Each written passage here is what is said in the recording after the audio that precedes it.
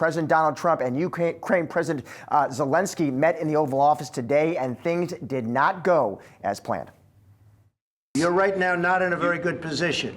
You've allowed yourself to be in a very bad position, and he happens to be right about it. From the very beginning of the war. You're not in a good position. You don't have the cards right now. With us, you start having cards. But right now, you don't. You're playing cards. You're playing cards. You're gambling with the lives of millions of people. You're gambling with World War III. You're gambling with World War III. And what you're doing is very disrespectful to the country, this country. For more, let's welcome in now Yahoo Finance's Ben Werschkul. Ben, give us your reaction and response to that. For sure, yeah, that clip kind of really tells you it all, but it was an incredible moment in the office that I think is definitely haven't been seen between a president and a sort of an ally in the Oval Office like that.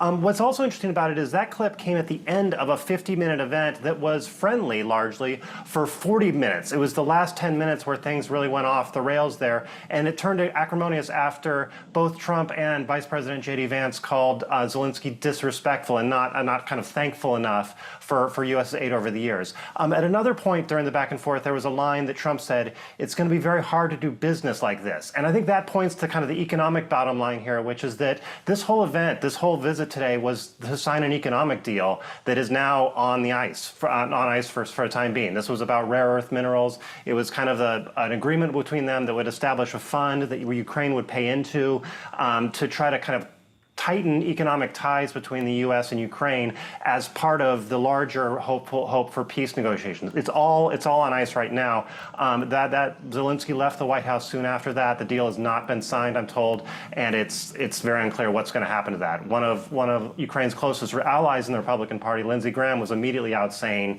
he doesn't think that America can do business with Zelensky. That's how kind of dramatic they're taking this. It's all up in the air, both the peace deal, the larger peace deal, as well as this economic deal, for certain. Well, and of course, the whole paradigm of America's role as global peacemaker, as moral authority in the across the globe, is now changed, right? That it's more transactional, as we have talked about before with Trump in the White House.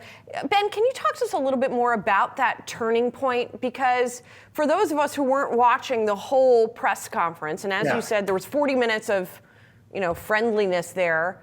What made, what sort of turned it sour? What made Trump and Vance start talking about, Zelensky allegedly being unthankful? What do you think happened there? Yeah, I think it was a sort of buildup over time. It was the first 40 minutes were friendlier, but not friendly, I'd say. Gotcha. What it points to me is the kind of limits of economic diplomacy you hear. Coming into today, the idea here was that by finding their way to this minerals deal, they could find their way to a larger deal because of how positive Trump talked about this. If you'd listened to Trump all week, this was a deal that there's some skepticism of this, but this was going to remake the whole Ukraine be kind of a whole economic development model for the whole country that the U.S. would be closely involved in, and he was very invested in that, and he was friendly in that things. Where it changed was kind of these personal issues, where I think he's clearly unhappy with Zelensky. He doesn't like Zelensky very much. It's sort of evident from the video. And these sort of respect issues where Zelensky's not sort of solicited enough of him is what turned it against him. But it shows that sort of economic diplomacy only gets you so far when there's this kind of bad blood between these two leaders that's gone back to President Trump's first term. Right, exactly. And Trump, during that presser, also talking about how Putin had sort of stood by him as there were allegations about Trump's connections with Russia in his first term. Ben, thank you very much. Appreciate your time on this.